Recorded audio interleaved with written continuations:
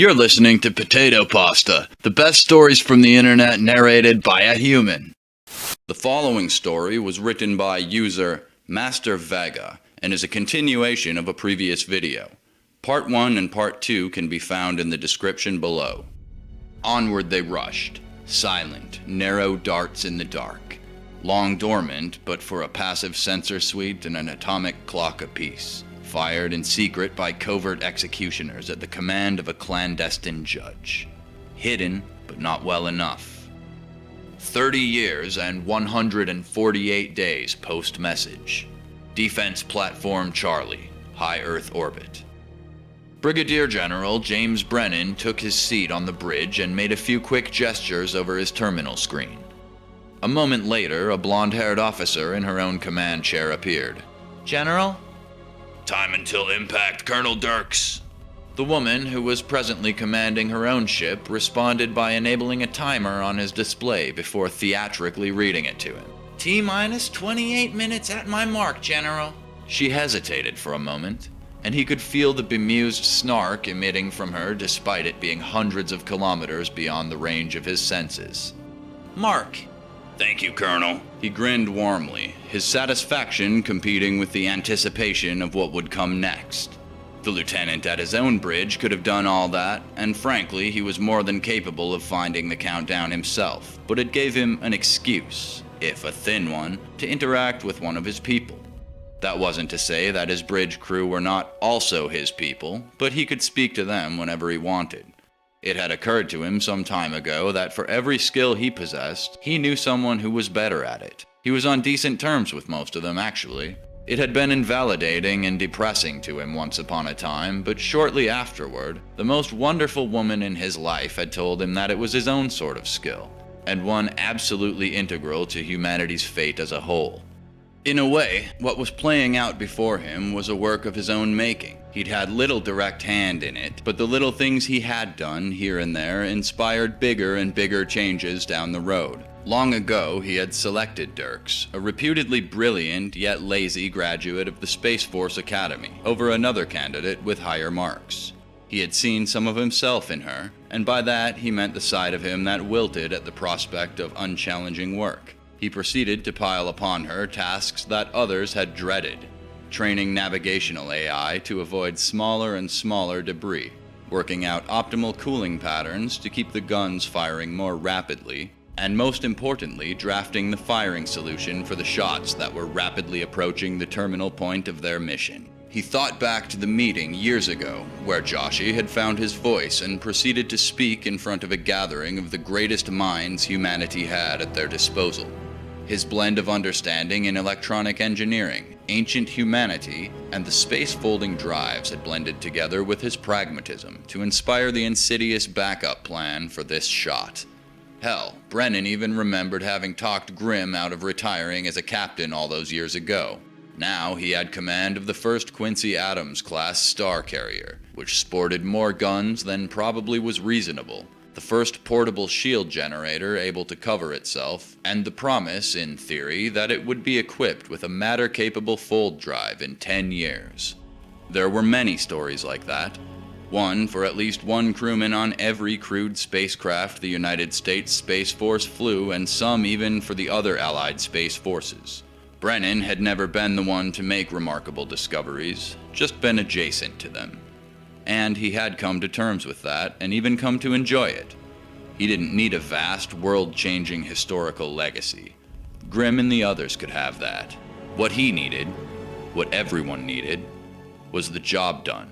"That's odd," murmured a male voice on the other side of the connection. "What is odd, Lieutenant?" Dirks insisted in a firm tone, the sort that implied an order without explicitly being one.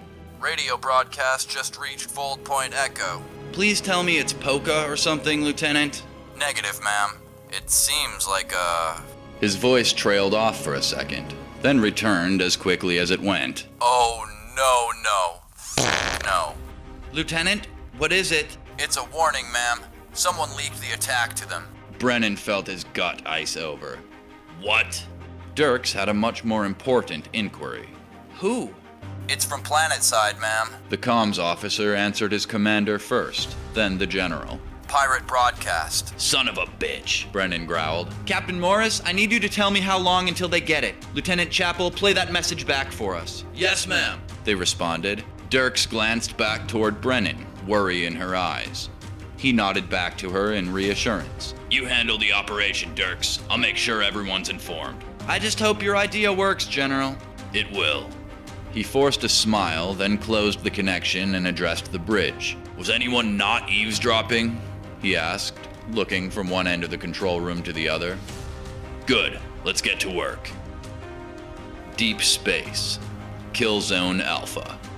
Another transmission from the humans. Her first Talon's voice came over the sound system in the ship mistress's quarters. She eyed the last creature in her aquarium and sighed. She would need to start thawing young ones from storage again. That would mean waiting for them to mature, or it just wouldn't be as fulfilling. She would need to make this subject last longer than normal. More patronization? The humans certainly were a tenacious breed, and insufferable as a sulfur burn. What the crew had first believed was a message begging for mercy had simply been but the first of a series of attempts to negotiate their way out of conquest. That was absolutely out of the question, of course, and the repeated appeals to the fleet's better nature and logical minds were loathsome. It was akin to taking a grav rail down to the dispensary to get thuma fungus to smoke, but the entire way there receiving messages from the drug itself telling you that you're too good to smoke it. It did not make Iletha want to spare them.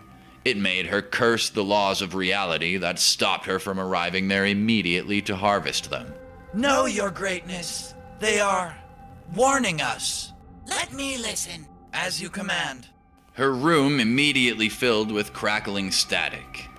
Peculiar. Was it so polluted that the signal scrubbers could not clean it up entirely? Alien vessels. The human voice began. I have an urgent message. You must listen to this, please. Our kind is terrified of you and biased against you. We were told you would come to destroy us, and everyone's just going along with it. You need to change course. Our militaries have launched a series of long-range projectiles moving at relativistic speeds on an intercept course with your fleet. You don't have much time. Hours, maybe minutes. Bravado now. She asked the faraway human, opening the roof of her prey's water tank. Mistress, requesting permission to alter course. Her first Talon interrupted. Please, they're bluffing. What could they possibly do? Telescope shows they've been advancing at an alarming rate, Mistress. He answered with uncharacteristic defiance. She would have to correct that later. And I believe delaying our journey by a few days is worth being safe. She growled loudly enough for the system to transmit it, but he didn't fold. This was ridiculous. If they kept changing course, then the humans would delay them by decades. Still, one does not select excellent command staff only to ignore them. Very well, First Talon. Make the adjustment. Yes, ma'am. Do a full spectrum scan ahead. See if you can detect anything. As you wish. The ship coasted quietly for a moment as she waited for the bridge crew to sift through sensor data in search of anything suspicious. After the near silence stretched into minutes, the ship mistress began dreaming up disciplinary actions for her first Talon. His frantic voice interrupted her pleasant ruminations. I've got projectiles on the sensor suite. How are there so many? Verify with fold point sensor. She barked. I can't. All fold points have collapsed. Evasive maneuvers now! She commanded, grabbing a hold of one of the metal ribs that framed her room. Her display came alive, showing the fleet and the incoming volley. It was like a wall of metal, leaving only a precious few gaps large enough to fit ships inside, and they had wandered far away from the nearest open spot. It had been a trap, a cleverly, diabolically laid trap, and she had fallen for it. She would have her first Talon flayed alive if they survived. Burning for the nearest gap. Hang on, He warned before gravity reversed directions, despite the ship's inertial insulation. She had significantly more time to think her next actions through than she expected to. As their ship hurtled toward the safe zone, she had a further realization. The signature returns were herding them back to their original travel corridors, her lips pulled back from her teeth in a boiling sneer. Break off of the safe zone! She roared. But mistress, Now! There was a sudden shudder as the ship immediately shifted direction and gravity reoriented to its old direction at about twice its normal force. She needed to inform the rest of the fleet. First Talon! Get me! 6 needle-like teeth sank into her neck as tentacles wrapped around her throat. She reached up behind her and tore the prey beast away. Even if its appendages were ever a match for her strength, which they were not, it was asphyxiating outside of its fluid. It fought every instant of the way, biting her hand 3 times before she threw it against the wall with all her might. It splattered immediately, depriving her of even the slightest high. mistress, She bellowed her frustration. Get me fleet The ship shook violently, sending her to her knees as the main lights failed. Backup electronics quickly activated, bathing her quarters in a blue light. Her console flickered back to life, displaying numerous hull breaches. The bridge had been perforated entirely and bathed in radiation. She felt her sense of weight drain away as the gravitic simulators failed. Machine! She grunted. Show me what happened! To say it was gone in that moment, the opportunity for humans to fulfill our ancestors' peaceful nature would be both overly romantic and imprecise. That had happened long ago, before our rebirth. What had changed in that moment, though, was the perception of our kind by the rest of the galaxy. To those terrified many who hid and observed in silence, we were the soldiers now, and in time they would come to love or hate us for it. Thanks for sticking with me till the end. If you enjoy my narrations, please hit the like button and subscribe to the channel.